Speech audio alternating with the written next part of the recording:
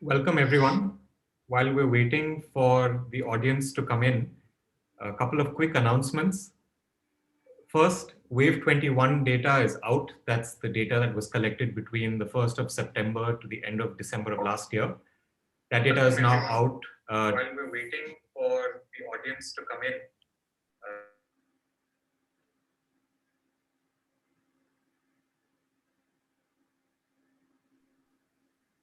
sorry for that echo. Wave 21 data is out. It's available to all subscribers. I know that the authors of today's paper have certainly taken a look at it. I don't know if any of the results are in what they're going to present today, but that data is available to everybody. So I encourage all of you to take a look. Some of you may know this already. We posted an announcement about this, but there's a new set of questions that we've included on migration. This is both migration into the household as well as migration out of the household. We ask questions on reasons, locations, as well as future intentions to migrate. There's a lot of very interesting data there that I encourage all subscribers to take a look at. Also, some of you may have attended the first in our three-part series on the survey design of the CPHS. That was last Friday. If you weren't able to attend, the video is already available online on our YouTube channel. This is the first of three lectures. Lecture number 2 is this Friday, the 15th, and lecture number 3 is the coming Friday, the 22nd. This Friday covers sample attrition and changes in the sample across time. Next Friday covers weights. There's also one more CPHS research seminar this month. That's on the 18th of January. You will receive emails tomorrow if you haven't already. This will be presented by Nishant Kumar of Dwara Research on the dynamics of income inequality and poverty in India. Next month, we already have 2 sessions lined up for the CPHS research seminar. The first one will be Manavi Gupta and Avinash Kishore from IFPRI. The second will be by Anup Malani at UChicago and Arpit Gupta at NYU Stern. We look forward to having all of you come to all of these events. It's now almost 6:05. So I'm going to hand it over to our speakers. We have Maurizio Bussolo, Siddharth Sharma, and Ananya Kotia, who are from the Office of the Chief Economist for the South Asia region of the World Bank. They will be presenting new work titled Workers at Risk, Panel Data Evidence on the COVID-19 Labor Market Crisis in India. To discuss their work, we have Yamini Aiyar, who is the Chief Executive and President of the Center for Policy Research in Delhi.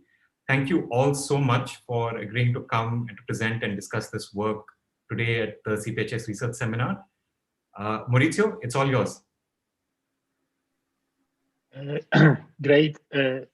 Thank you very much, Koshi, for the invitation. Let me know if there's any problem with my audio, but I hope everything is fine. And let me share the screen so we can begin. Okay. All right. So I think you should all see my screen. Great.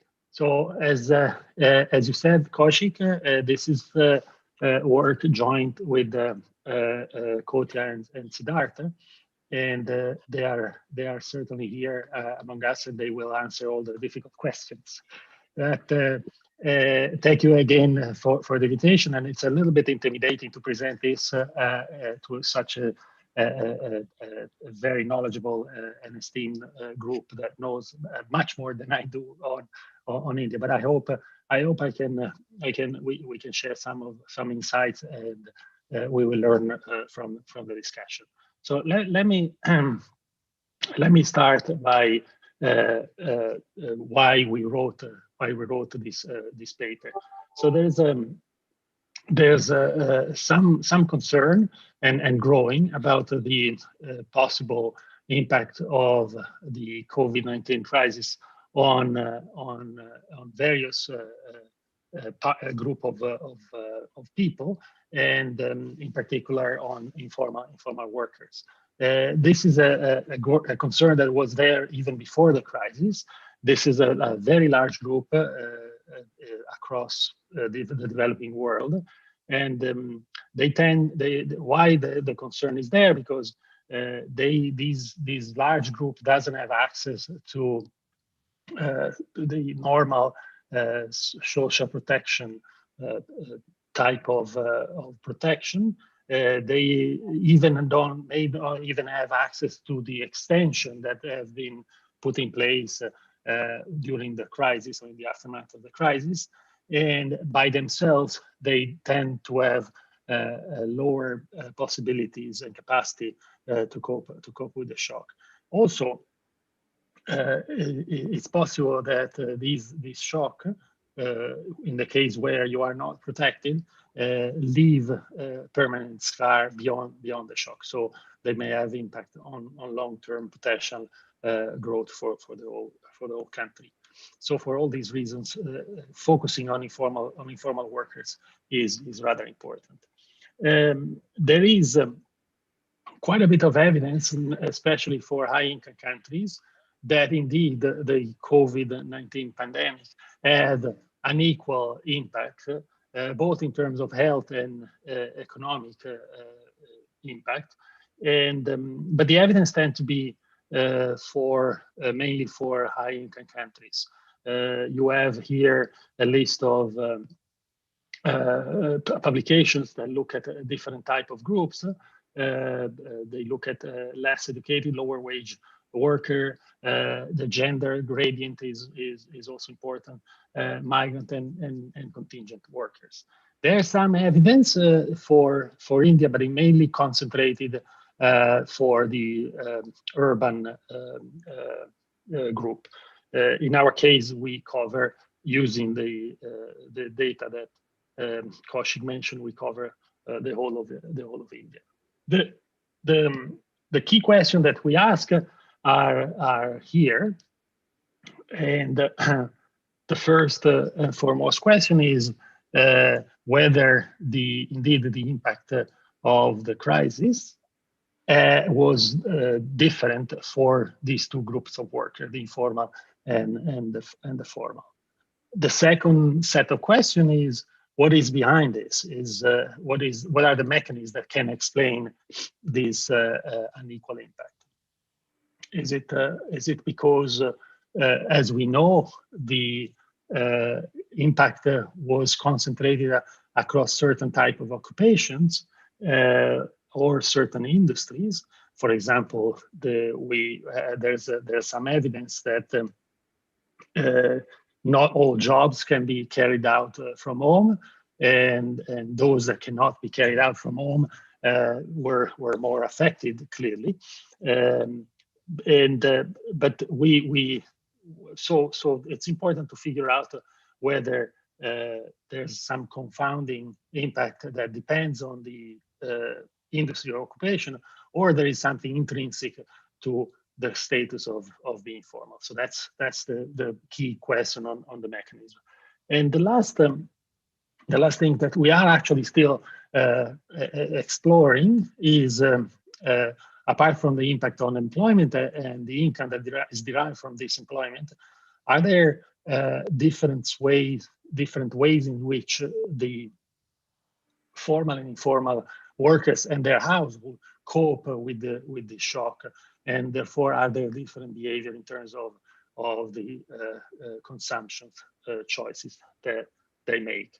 So these are the three key questions, and in this slide I give you the main findings. So if you remember these three first questions, you have basically the whole main themes of the paper.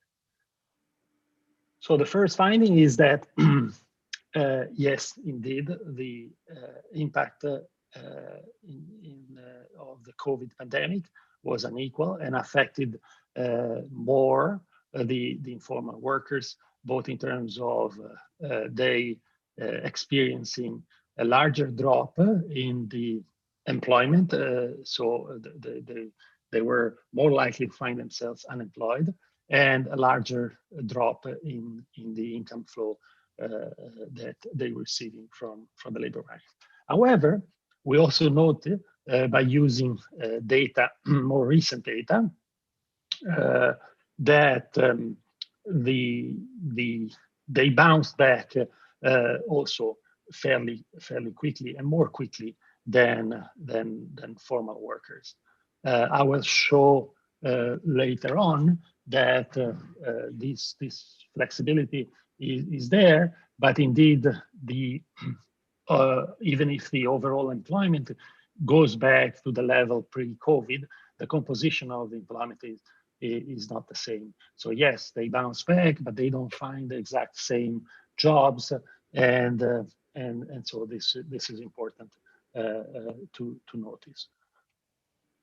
In terms of the mechanism, we indeed are able to control for occupation, industry, and even geographic location. And even after we control for that, there is still something intrinsic to being informal that is due to the lack of protection and this flexibility. And so we have something to say about the mechanism as well. Finally, we found a puzzle on the consumption side, whereby even if the informal worker, excuse me, even if the informal worker are more likely to lose employment and experience a bigger drop in their income, they are able to reduce their consumption relatively less than their counterparts, formal workers. So in a way, it is puzzling because it seems as if the informal worker are able to smooth consumption better than what you expect the formal worker to do. We have some hypotheses that we are testing on why this is so, and I will talk about that briefly. So this is really the paper, the 3 questions and the set of answers. What I will do next is elaborate on this and give you more detail. Let me start by giving you some context. The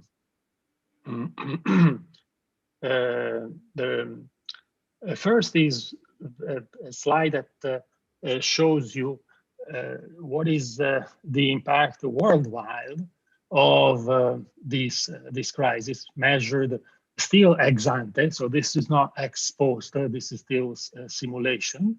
It's not really observed, but it was done by our colleagues in the poverty group and in the research group in the research group department of the World Bank. You have 2 bars there that shows you 2 separate scenarios, one which is a little more severe than the other of the COVID crisis.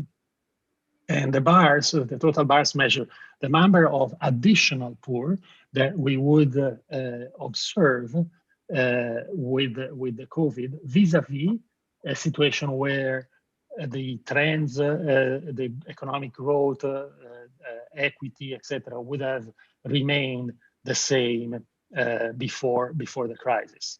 Okay, so it's quite interesting to note that in both cases, the downside, more severe, and the baseline cases, South Asia number of additional poor from South Asia represent almost half of the overall additional poor people that we have because of the crisis. 56 million of 115 million, the total additional poor in the more severe cases, and 49 are South Asian, even more than half of 88 in the down case. The other subcontinent that is close but not as much affected is Sub-Saharan Africa. Okay, so this is quite telling. And India is clearly the biggest contributor of the South Asia additional poor. Another piece of background information. We talk about the crisis, but the pandemic crisis, the COVID crisis, is a multiple different shocks And what I show here is the lockdown stringency of the policies that were adopted by the government.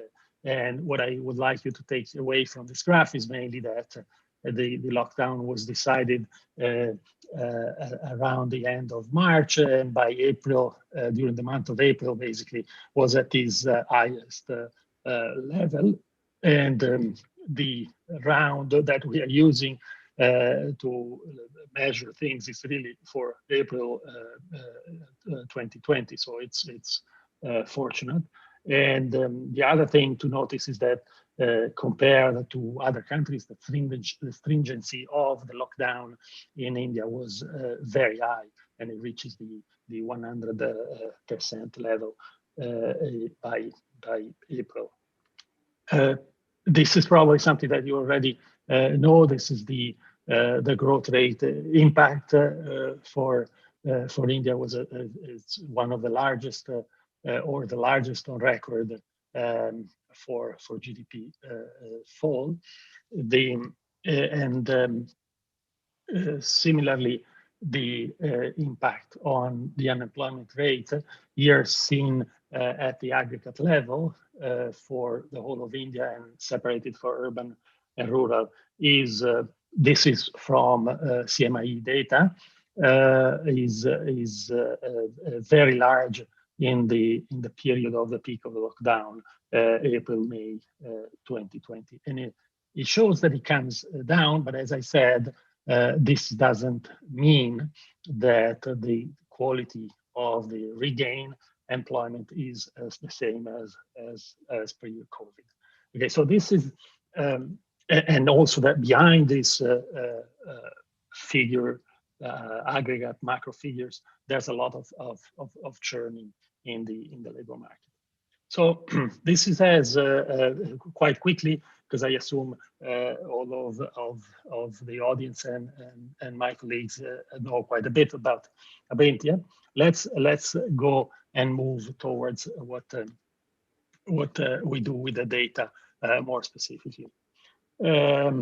So we use the Consumer Pyramid Household Survey, which is a nationally representative panel. We are quite fortunate to have such a large panel in such a large country. It's not so usual, so it's to be praised the work that is done for putting together this data set. There is some concern that while normally this is a face-to-face data collection effort, during the crisis, this was switched to a phone call data collection. But there's some evidence, and we can discuss this maybe even more with Kaushik and colleagues. There's some evidence that although the response rate goes down, the sample still is quite useful and remain representative. What is important is that we are using a balanced panel, and our cohort of reference is the one that was called on during April 2020, and that is composed of about 14,000 individuals.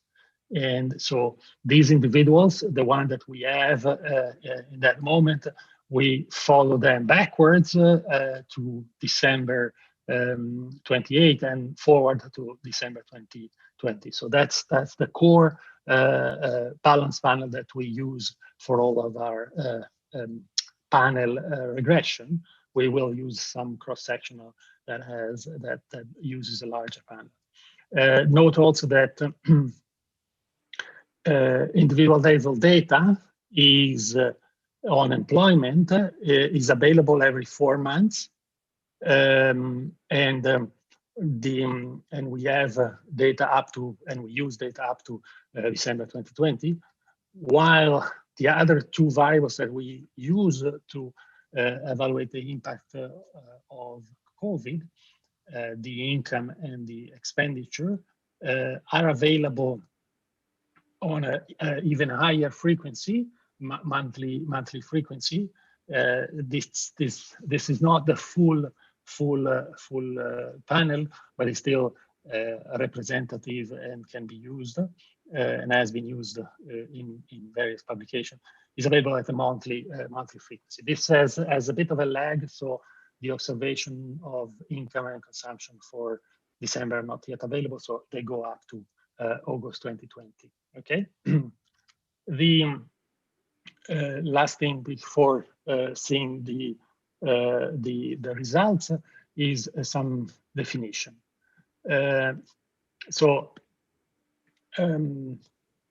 We could spend quite a bit of time about how we one defines formal and informal, and but let's skip that and maybe keep it for the question and answer moment.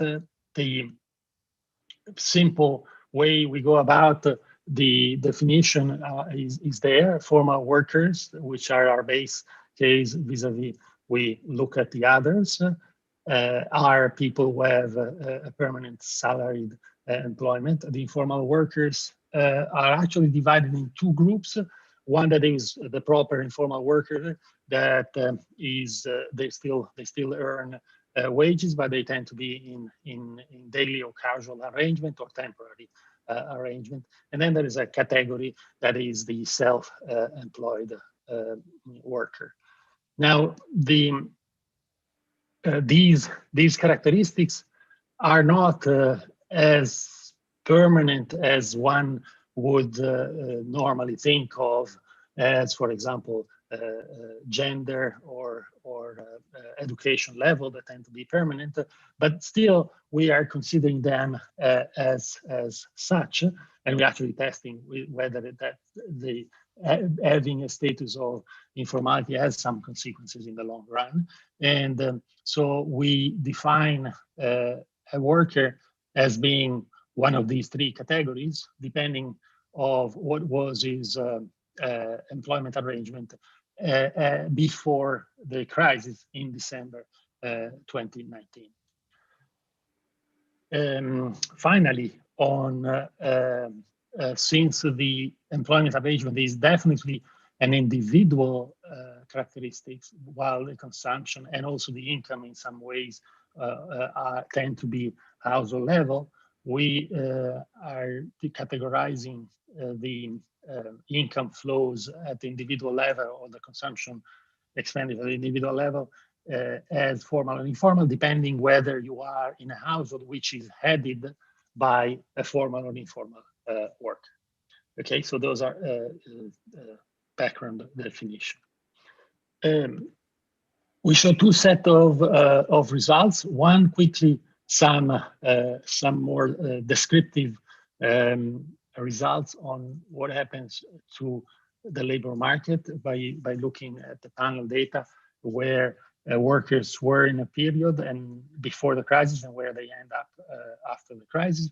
And then we go on to the set of analytical results using a difference in difference approach, which is an event study regression. And we look at that on both employment status, income, and consumption. Okay, so so far so good, I hope. Let's start with some of these transition matrix result. What you see here is using the panel is a chart that shows 3+1 employment status, which are you are formal, self-employed, or informal, or you are unemployment or out of the labor force in August 2019. And then it connects these statuses with where you were in December 19. What I am hoping you focus your attention is on the flows from basically any of the status that where you are employed to unemployment, although there are also some transactions across employment types. Okay, this is the normal transaction that the Indian labor market normal, at least, is the normal before the COVID. There is some movement in and out of employment, but it doesn't seem to be very large.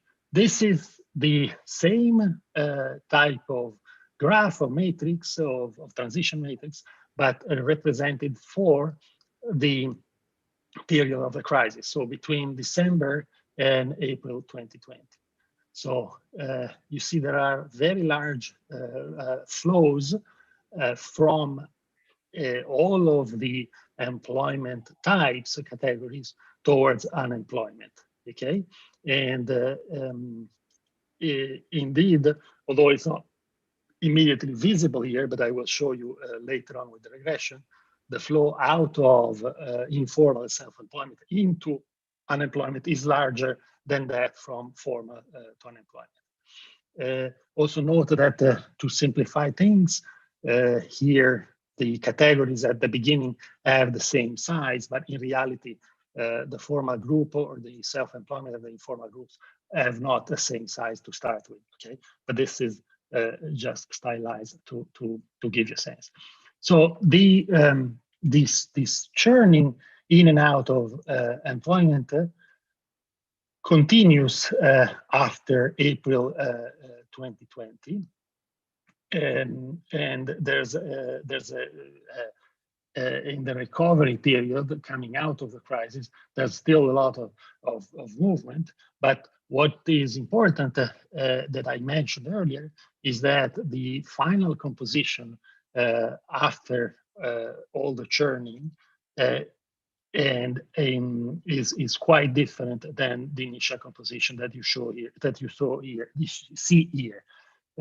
So this is the of 100 people employed before the crisis in December 2019. The largest group is self-employed, and then you have formal at 11% and the informal at 40%. And this is what happens after there is a large loss of employment, and there is a regain of employment. Whereby basically the unemployment rate is similar, but the composition measured in August 2020 is what you see here. So there is between the self-employed and the informal worker together, there is an increase in informality of the Indian labor market. So yes, there has been a recovery in employment, but the quality of employment is quite different. And in particular, the category that collects the most of employed people in the end is self-employment. So we should, and we plan to have more descriptive in the paper, but the self-employment category is a fairly heterogeneous one.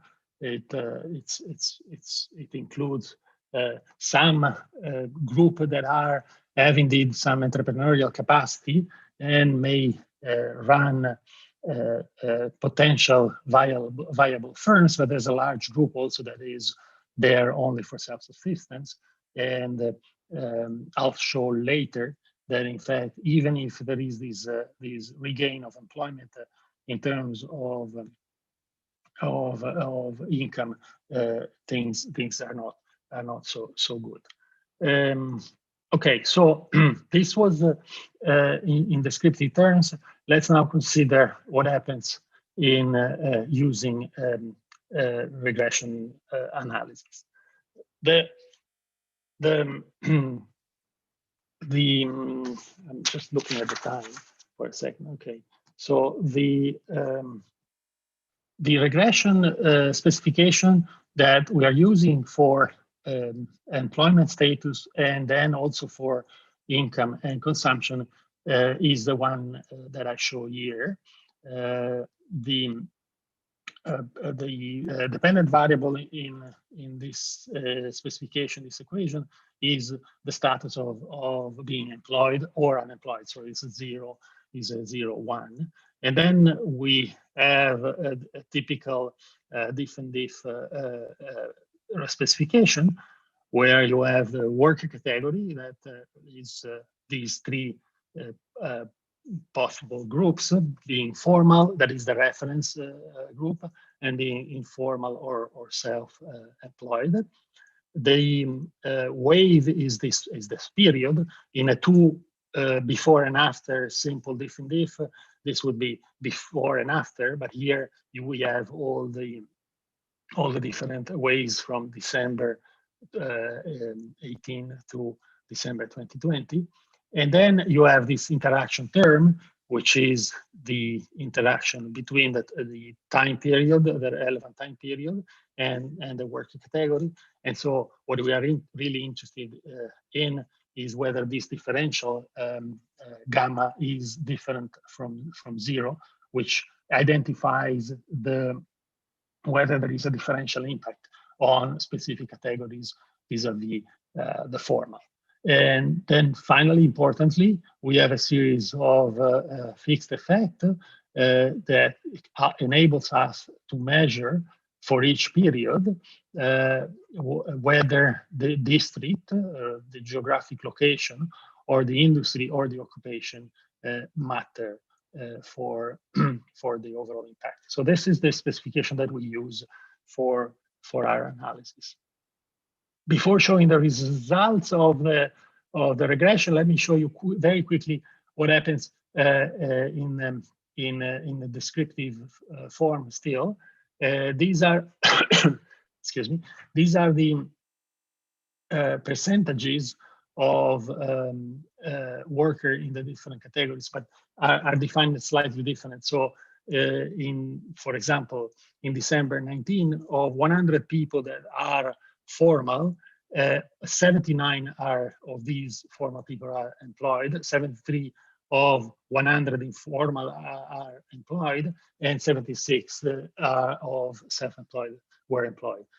These probability of being employed changes during the crisis and clearly goes down for all the groups, but it goes down especially strongly for the informal group. They lose 36.5 percentage points from 73 to 36. And this differential is about 21 points when compared to the differential of formal workers.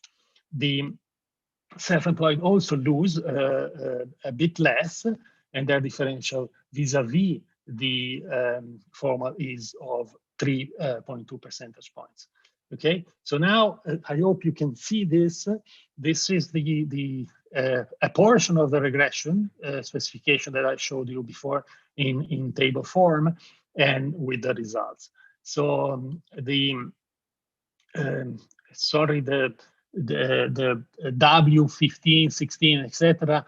represents the wave. So you should read them as December 18, April, August, and so on and so forth. The 19 is what matters to us, which is April 2020. And you can see that it's spot on in the regression, is these 15 point for the formal workers reduction. For the formal workers, which is there the interaction of informal and the wave, the gamma that I was showing before, you have the spot on again, the 21 percentage points additional. So these 15 plus 21 is the 36 drop in the employment probability for the informal worker. Note that I'm not controlling yet, we're not controlling yet here for any district, industry, occupation interacting with wave fixed effect.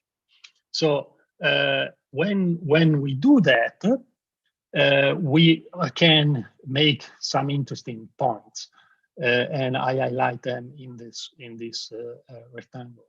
The first point is that if we control for district, the differential goes down, but very marginally, from 21 to 19 percentage points. So this suggests that the COVID impact, and even if it's not uniform across district, it's not correlated with the informality concentration across district. In other words, the one can say that both informality and the impact across region is fairly similar. So controlling for that, you're not confounding it with the informality.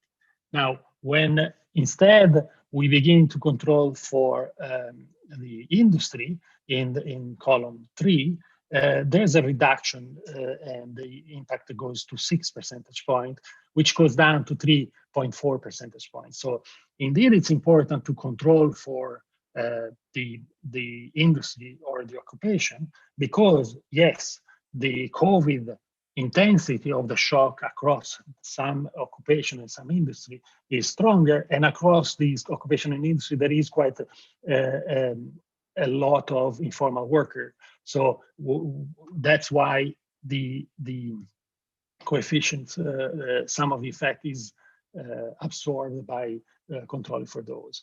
But still, we find some significant effect from the being informal. So within the same industry, the same district, or within the same occupation, the same district, a formal and informal worker experience losses of jobs in a different manner. This is the same regression, is actually the same table, where I just show you a different section because the full table couldn't fit there.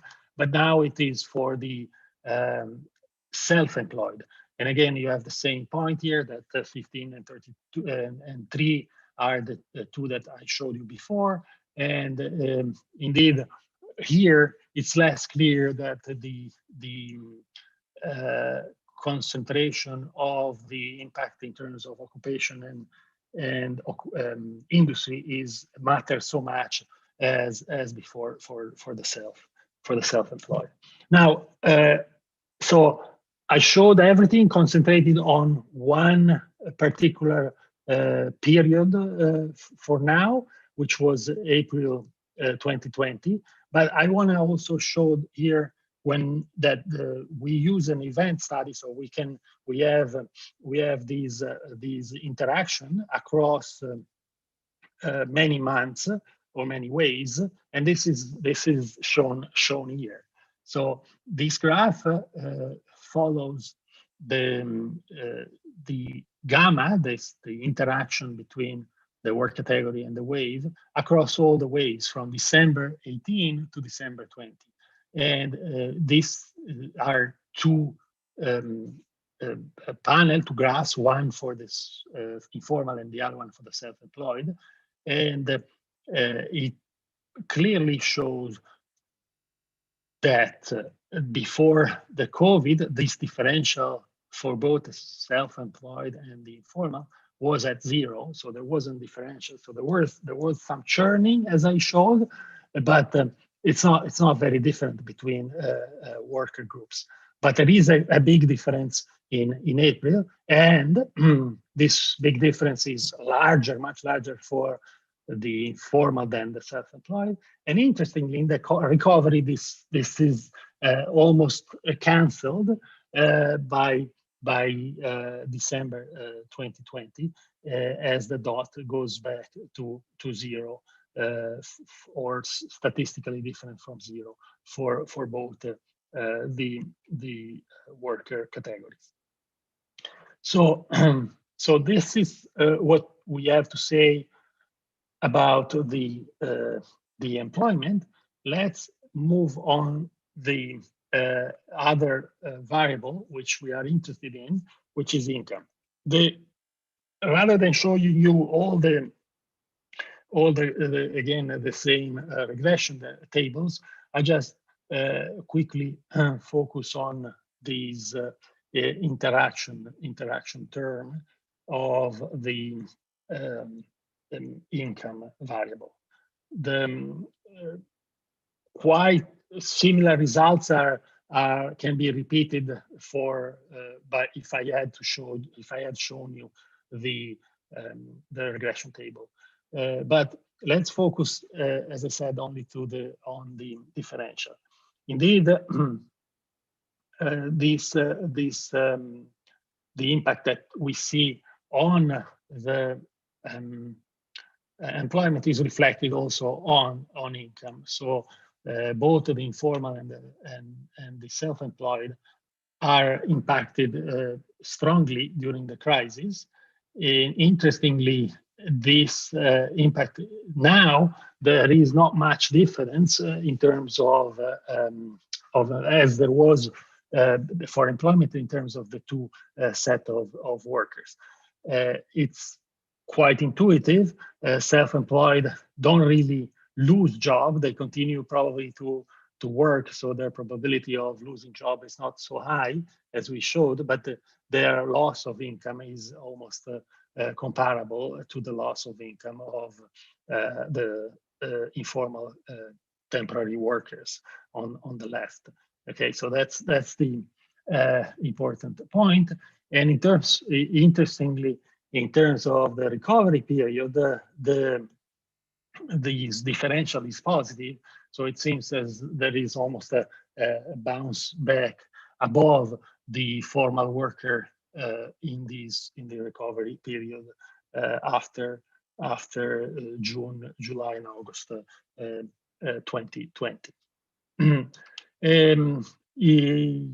In backward order now, I'll show you what happened in a similar table that I showed before for the employment. These are the level of per capita income in rupees, current rupees, and for December and April, for the period of the crisis. And you see that indeed the loss for informal is of about 50% vis-a-vis 38% for the loss of formal, and also notice that the self-employed go to minus 43%. I introduced this just so that it's easier to note that what I said at the beginning about the puzzle, these at the bottom panel are the consumption per capita, and you see a reversion, an inversion of the impact. Here now, the formal are paying a higher price, and their consumption goes down by 46%, while the self-employed and the informal specifically goes down by less, by 30%. So this is an introduction to the puzzle that I showed here again with a similar descriptive, but not just for the crisis, but also for the before and after the crisis. You have two graphs. One on the left, which is for income. It's normalized in February 2020 at 100. And this is all in logs, so it's not easy to immediately back calculate what the real levels are. But this is what it is, and there are three groups: the formal, informal, and self-employed. The informal are in red, and the formal are in blue. And on the right, you have a similar graph calculated for the consumption per capita. Again, normalized at 100 in February 2020. This graph shows very clearly that the drop in income is much larger for all groups. There is some smoothing for all groups, but the reduction of consumption for the red group, the informal, is lower than the reduction of the formal in blue. So there is this inversion of the impact for consumption vis-a-vis income. So shown with the regression coefficient, the gamma, the differential, it appears clearly here that while for all the other two cases, employment and income, the red dots were for the crisis were below the zero line. Here they are above the zero line. So the differential is positive, which means that there is a reduction for all the groups, but this reduction is reduced for the informal and self-employed. So I conclude by giving you some initial hypothesis that we are testing for these, for explaining this puzzle of why there is a reduction in the there is a muted effect on consumption, even if the impact on income is larger for the formal vis-a-vis the formal. We have three hypotheses that we consider. One is what we call forced saving. One that is, maybe we should look at what happens to prices and look at the real level impact rather than the nominal level. And a third one, which is how the decision to adjust consumption are why they are different. So let me first start with the force saving. We don't have much here yet, but that's really still a bit work in progress. So think of the force saving as in this way. There is a reduction of income for all groups, but there is also a reduction in the possibility of consumption, especially of consumption of certain items that I think of restaurants, think of a lot of services that during the lockdown were not really available to be consumed. So even if you have the income and want to consume, you cannot consume. So you are kind of forced, and you're not shifting all this consumption towards what is available.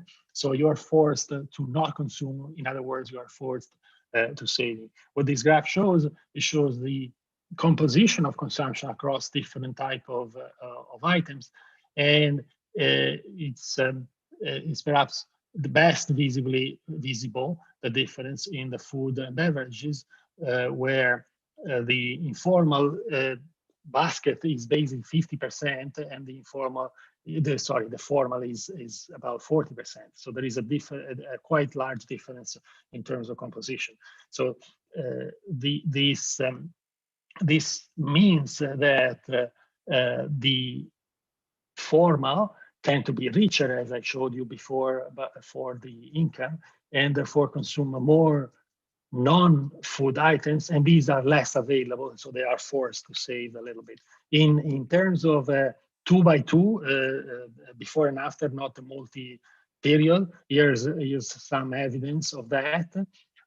You see, we can run the regression on total consumption, or we can run the same regression just on some items, and you see that the impact, the income in April, the consumption in April 2020 of food and of recreation goes down, and it goes down much more on recreation items than food. You see the minus 0.22 versus minus 3.70. But when you look at the interaction, the reduction is larger. The reduction in the reduction is larger for the informal workers, for recreation 0.95 versus 0.11. This means that basically the formal worker have to reduce their consumption more of these non-food items. Okay, so there's some evidence that this forced saving is there. The other two that we don't have still evidence, but let me just tell you the story that we think we can show is as follows. There is some evidence that the prices of some of food were disrupted more heavily than prices on non-food during the pandemic. Peak in April, May. And so this means that there is a differential in inflation, and inflation of good that are the stronger inflation of goods that are consumed more intensively by informal workers is bad, and this may be behind this differential that we see in nominal terms. So in nominal terms, even if the informal workers seem to still consume a bit more than the formal, when we deflate this with a higher level of inflation in quantity term, they are actually impacted more or perhaps equally than formal workers. So this may also be contributing to this, what we see is happening in nominal terms, and we need to correct that. The third and last one is as follows. The informal worker may be more accustomed to live in a world of uncertainty and face not clearly all the time with COVID scale crisis, but they see when they experience a crisis, they adjust their consumption, but not so much their permanent income. And so their permanent income is already almost inclusive of all the potential shocks that they experience month in and month out. This is not true for the formal workers. Having a formal job is quite a privilege, and once you lose that, you have to adjust your permanent income quite dramatically because it's not so easy to get back a formal job. So we are looking at this in terms of expectation and see what if there is difference in terms of expectations of the formal versus informal, of what would be their future income and economic situation. And we may explain therefore this puzzle because there is a stronger adjustment of the permanent income by the formal than the formal. So I'm done. The conclusions are the same as I showed earlier, so I don't need to spend more time on this because you have it there. And so I can stop there, and I'm eager to listen to the comments and the questions. Thank you very much.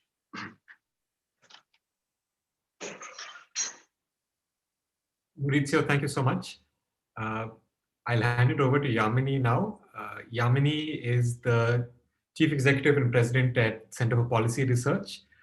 Yamini, I know you've been studying these issues quite closely and thinking a lot about what's happening to the labor force in India. And so we'd love to get your thoughts on this paper and your thinking more broadly on the implications that this likely has in terms of what we can expect to see going forward. Thank you. Thanks a lot, Kaushik. We have about 15-20 minutes for comments, just so I keep a time check. You can take up the entire 30 minutes if you like. No, I see there's a flurry of questions, so I'll try and be brief so that we get the opportunity to learn from others as well. First of all, thank you very much both to CMIE and to the authors of this paper. CMIE data has been the only source of clarity as we were going, particularly in the early days as we were trying to make sense of the impact of the pandemic. And a real reminder of how important it is for public policy in India to have access to high frequency data of this kind in order to be able to make the right kind of policy decisions. It does, this CMIE data, and where you start off with your paper in terms of the impact of the lockdown on the informal workers in April, really is a reminder yet again of how we make policy in a way that is completely blind to the impact of policy decisions on the majority of India's workers. It shouldn't be any surprise in a country where the majority of workers are in the informal sector that a complete freeze on economic activity regardless of whether 4 hours were given or 24 hours were given, but a complete freeze of economic activity in this manner and in this nature would have a dramatic and significant impact on the bulk of India's workers. The ability of our policymakers to make decisions blindly in some senses is because we lack this kind of data and detailed analysis of the dynamics of our labor market. So I think this paper is a very, very important contribution to deepening our understanding of the complexity of our labor market, the impact of policy decisions on our labor market. And I think what struck me as most crucial while reading this paper is while we've talked a lot about job losses and a lot of policy making, a lot of sort of debate on what kind of relief measures are necessary in order to put us on a path of economic recovery, have looked at the question of unemployment. The shifting dynamic of the labor market is in fact even more crucial. I think the transition between that informal workers moving from being informal employed to informal self-employed, which is really what the bulk of self-employed are, is a very, very significant point that we need to take very, very seriously, because macro numbers on employment could potentially lead you to believe that we are certainly on the path to recovery. But I think the shift towards self-employment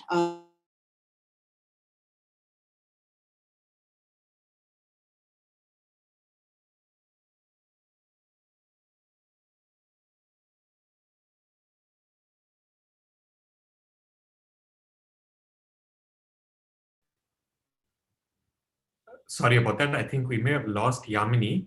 Please just give me 1 minute to find out if she's having some internet issues. Yeah, yes.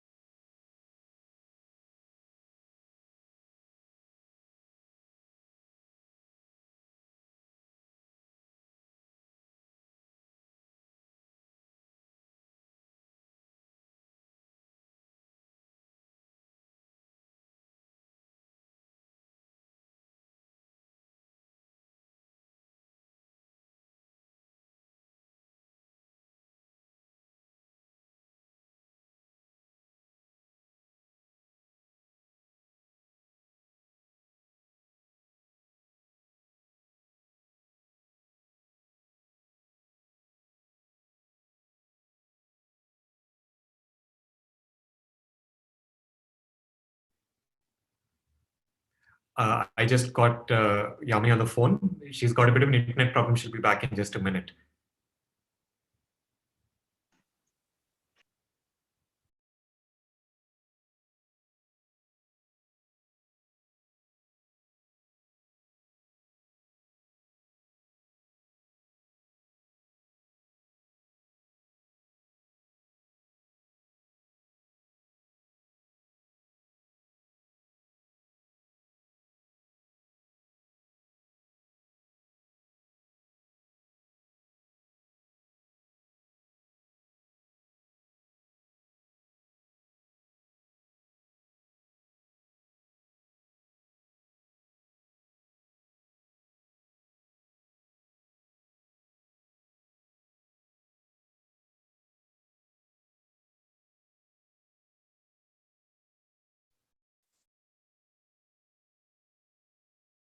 Sorry, can you hear me?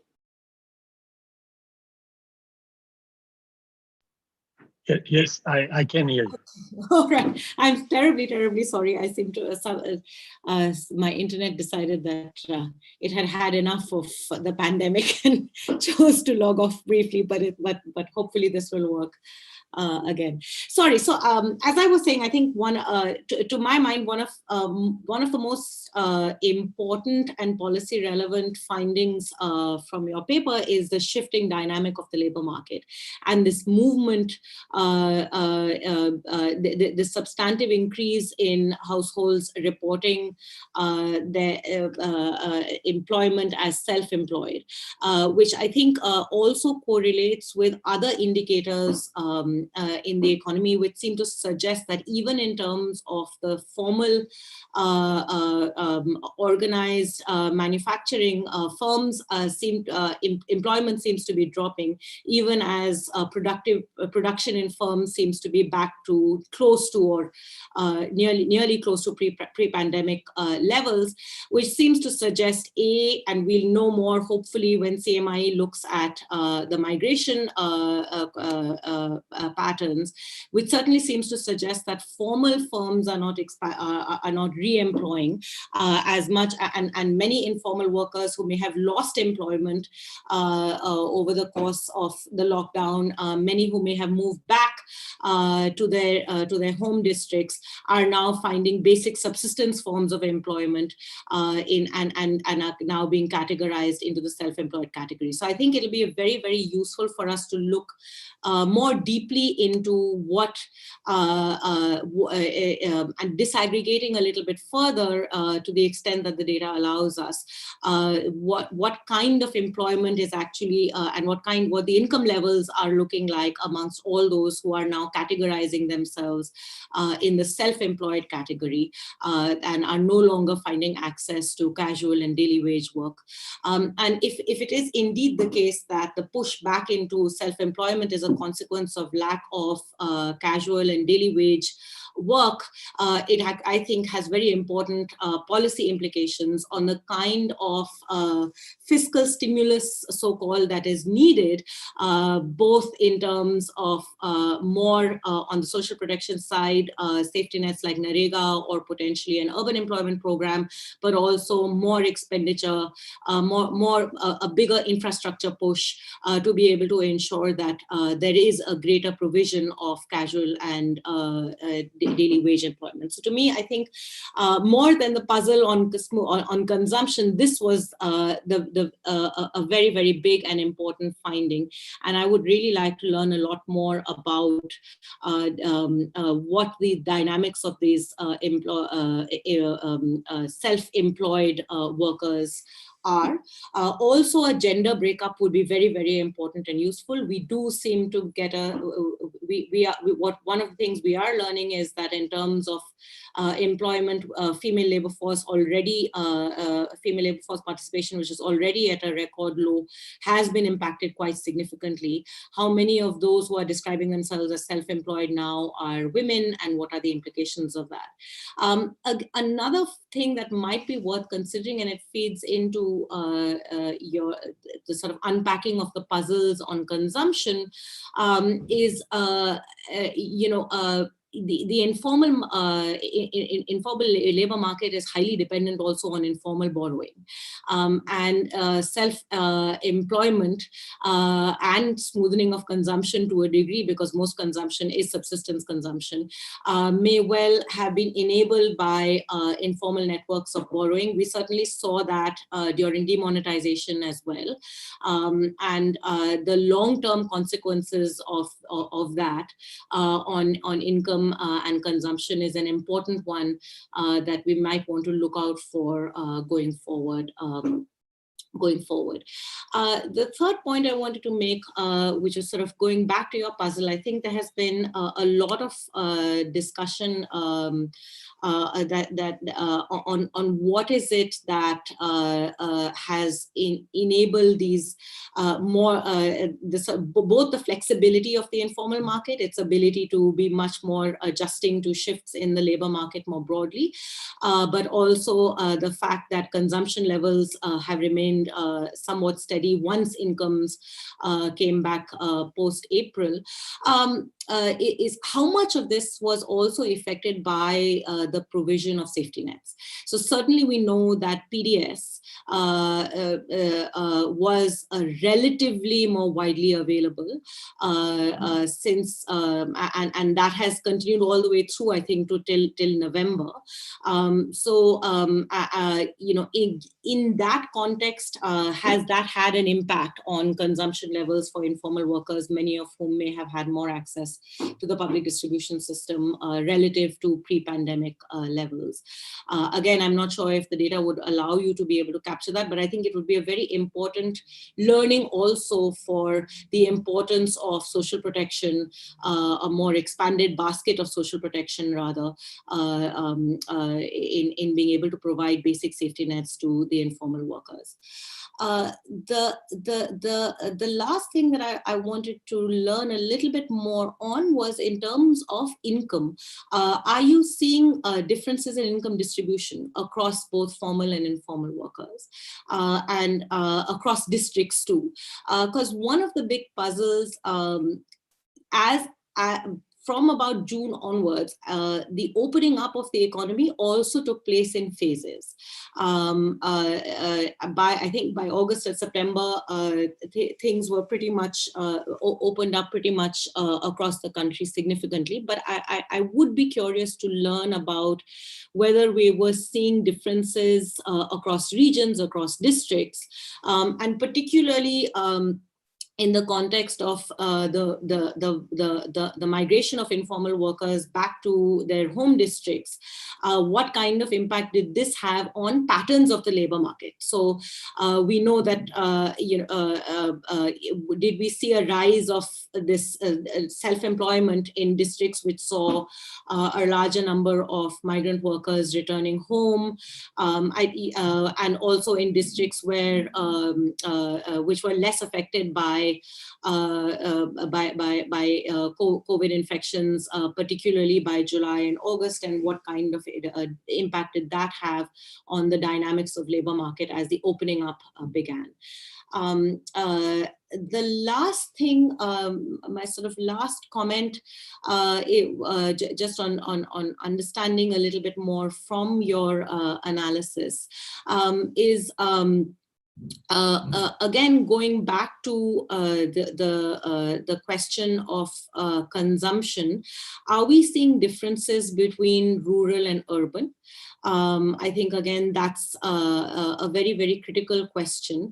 We do know that the rural safety net was far more robust than the urban safety net. And looking at differences in household consumption patterns in rural and urban will help us be able to understand this better, again, from the point of view, from a policy point of view of the kind of social protection mechanisms that we need to put in place, and what that basket of social protection should actually look like. I think the last, sort of from a policy perspective, to me, again, the shift, as I said at the beginning, the shifting labor market dynamics and this movement into self-employment is perhaps one of the most important findings in your study. But overall, I think this reiterates for me the significance and importance of building robust social protection systems, and also think particularly from the point of view of better social protection systems, even for formal in the formal sector as well, because what we do know is that even formal employed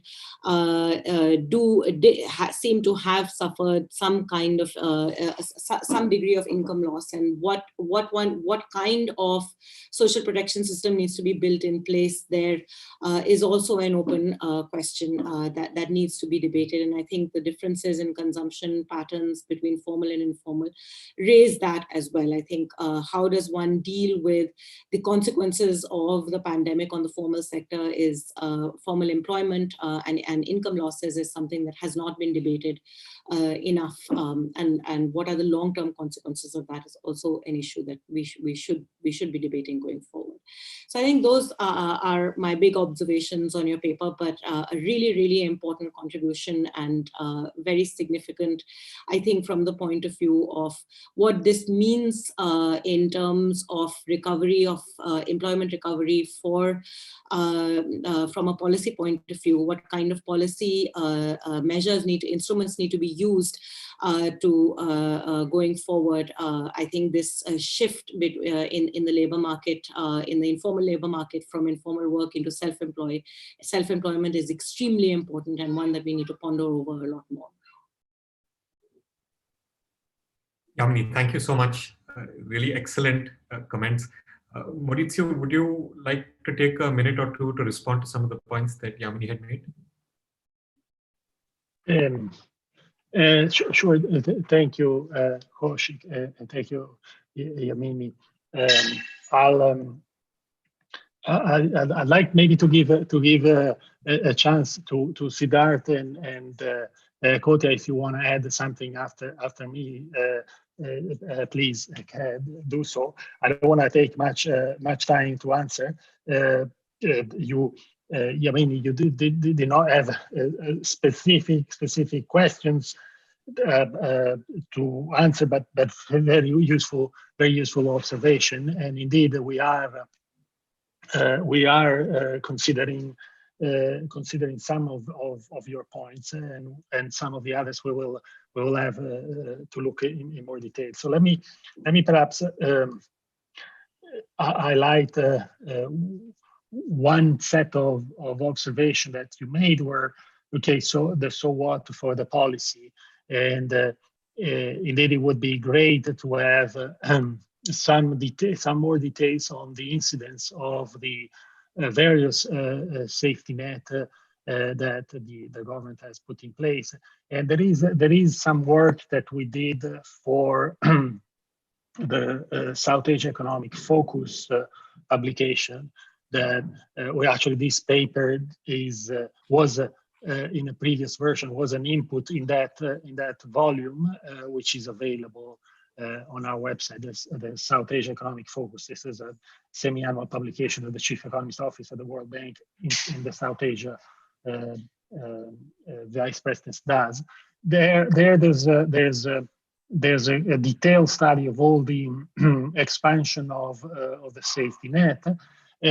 The only issue that okay, so they use administrative data, so they don't use CMIE data. So it is a lot of work to do that kind of thing, and we haven't been able yet to basically cross the two data set. But it's an important point.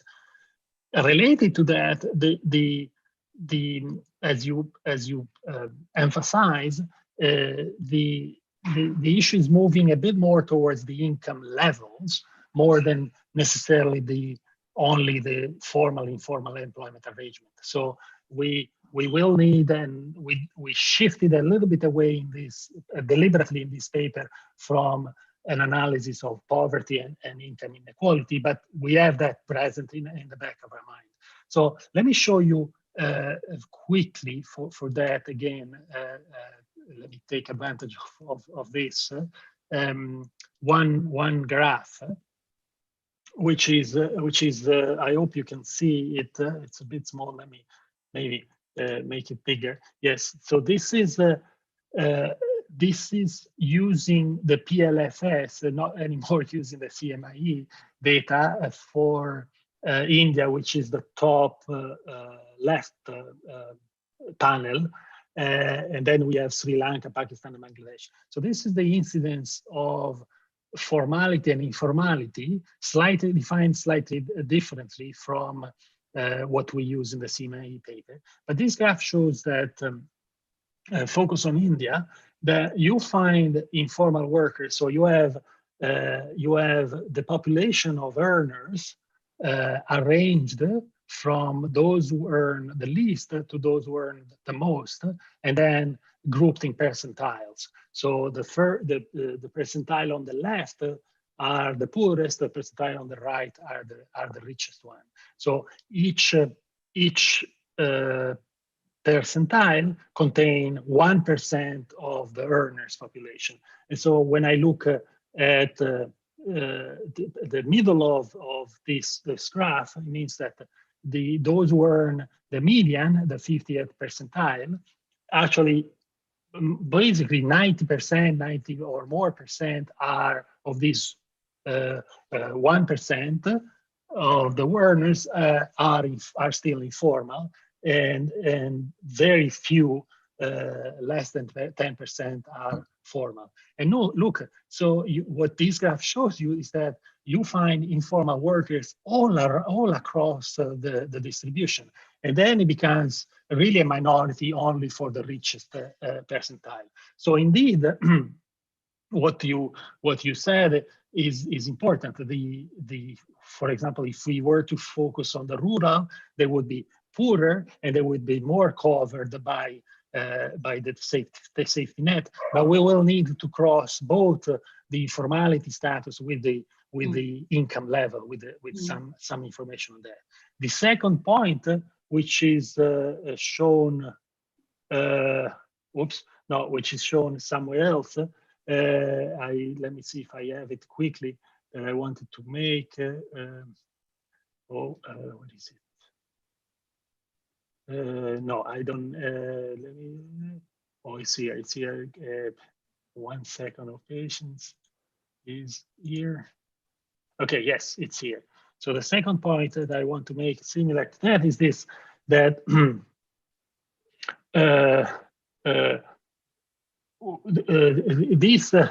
this gives some evidence of what you were we were mentioning, but not in terms of income coverage or consumption support, but again, still in terms of dynamics from rural and urban. So this graph shows you, again, ordered by the richest or poorest earners, what is the probability of losing a job for formal and informal, but now also crossed by income level. And what is the graph, the two graphs on the right show you that first of all, the probability of being unemployed is higher for the informal, and we knew that, the orange one, but it's actually higher for the lower level of the distribution. So you see that indeed it's more likely to lose jobs if you are informal, but also a poorer side of informal. Whereas and then the other thing that shows is that the pandemic was more concentrated across urban than rural areas. There is a loss of employment for the rural, but the percentages are much lower. So stop sharing. So yes, I agree with your points. We should do, especially on, let's look more carefully of what this means for the policy. I agree with you totally that we need to look more in detail what it means to be transitioning into self-employment, what is behind this self-employment, and definitely we should look more at the income distribution, the incidence across the income distribution spectrum, because a lot of the support that has been expanded during the COVID crisis by the government is focused on the low level of income, and it leaves a big chunk in the middle of the distribution that is uncovered. So that's also a message that is important. I stop there for now. Maybe, I don't know if Siddharth and Kotia want to add anything, but I don't want to take the role of the moderator, so I give it back to Kosh.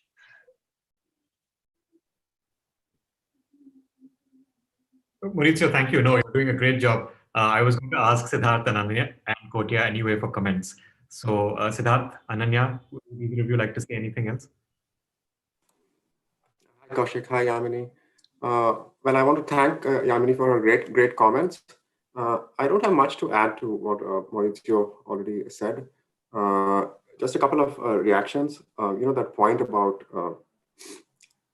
whether somehow safety nets have really kicked in and could explain part of this puzzle of why the informal sector is actually seems to be doing better in terms of consumption smoothing.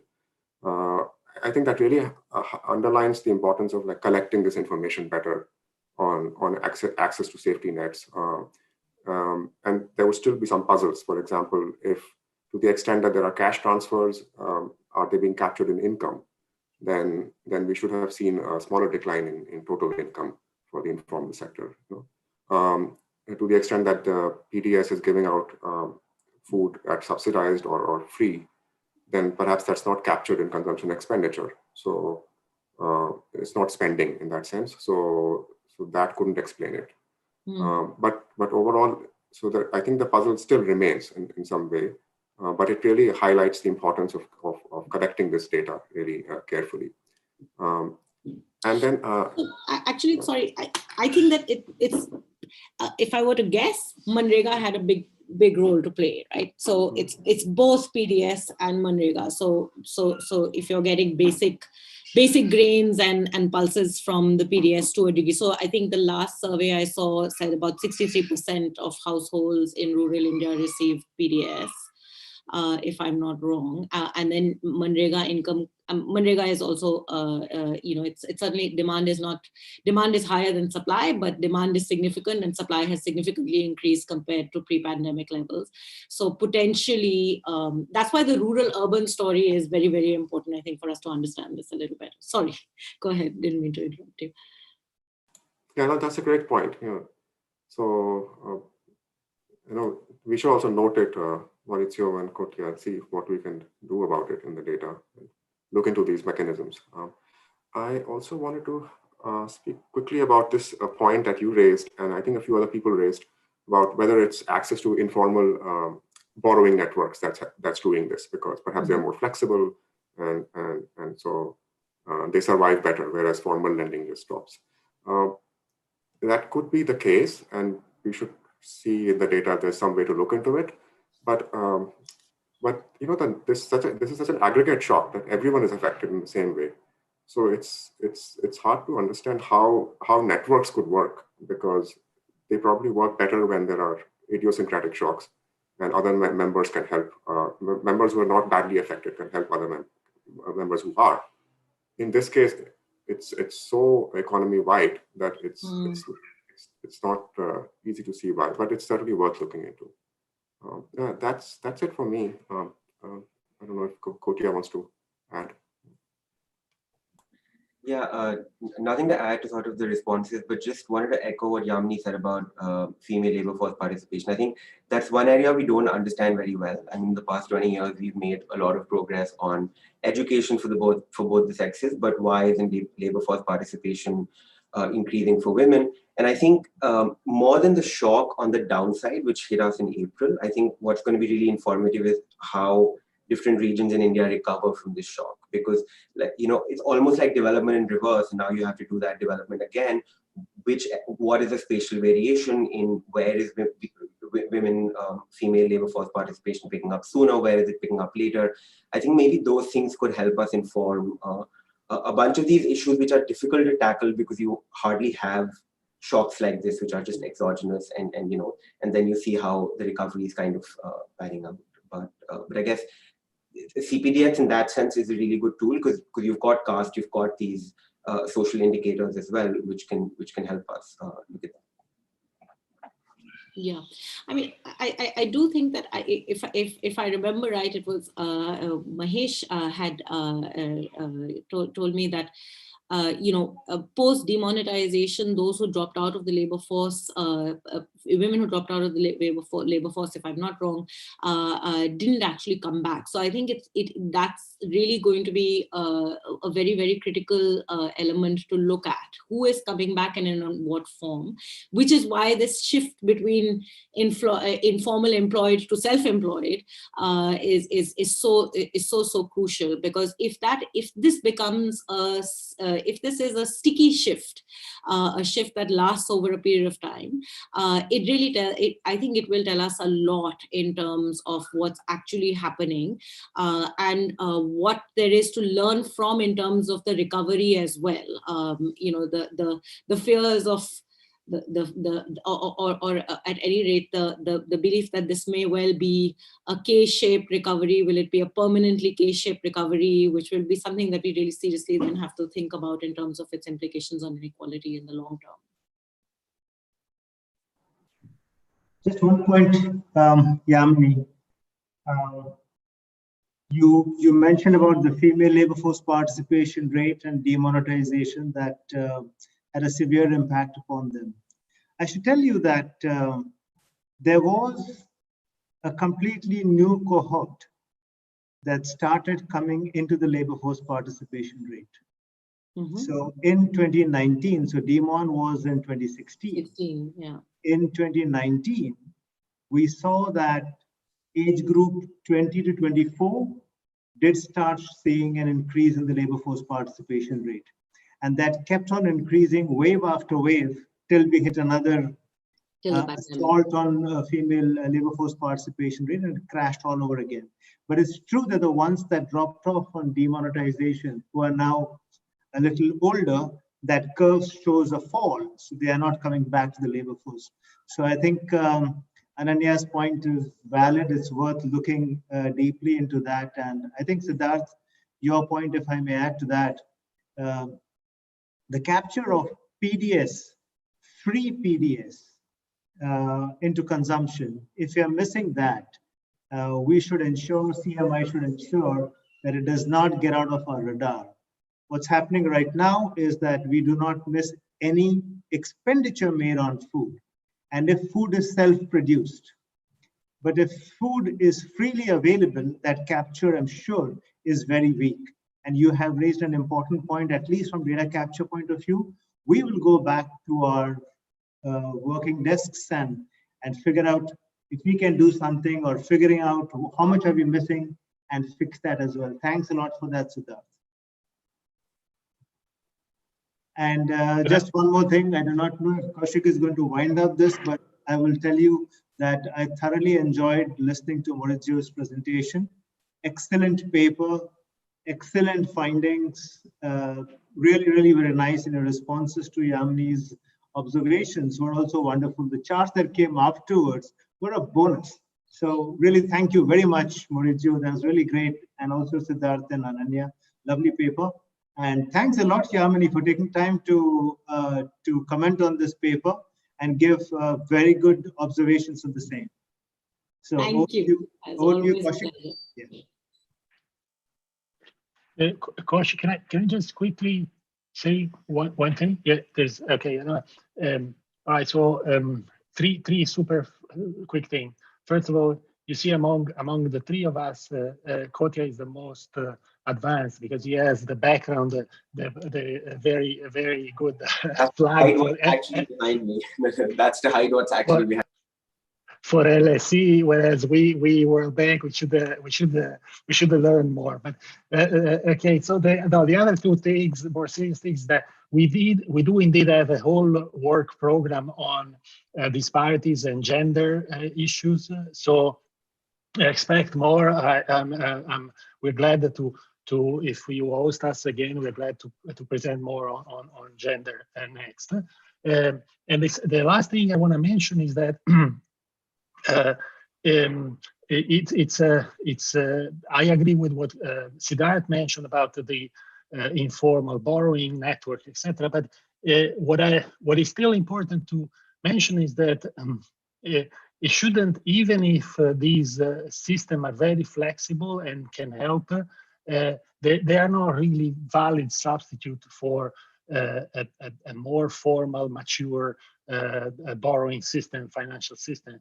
And in fact, from studies in even high-income countries, you can see that one of the impact of globalization, technological advance, is that there is a sort of informalization of mature labor market, and